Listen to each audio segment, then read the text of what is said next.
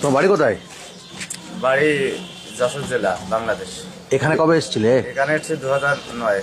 কি করতে এসেছিলে এখানে? কাজ কাম করতে এসেছিলাম, গরিব মানুষ কাজ কাম করতে। কিভাবে এসেছিলে? দালালের মাধ্যমে এসেছিলাম। দালালের মাধ্যমে টাকা দিয়ে এসেছিলে? জি। বর্ডার দিয়ে? কত টাকা দিয়েছিলে? আমি যে সময় এসেছি ওই সময় 1000-1200 এমন লাগতো। আচ্ছা, কজন এসেছিলে তোমরা? আমি যে সময় এসেছি ওই সময় আমরা একসাথে প্রায় 1-150 লোক পার হয়েছি। 1-150 লোক ঢুকেছিল? কোন বর্ডার দিয়ে? বেনাপোল বলে। বেনাপোল।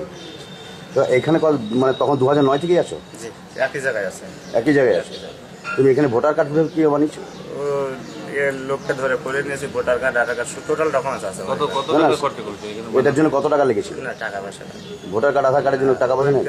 আধার কার্ড করেছি 100 টাকা দিয়ে, 200 টাকা দিয়ে, প্যান কার্ড করেছি 150 টাকা দিয়ে। যেমন তোমার কাছে, তুমি যখন এসছো তোমার কাছে ভিসা পাসপোর্ট ছিল কিছু?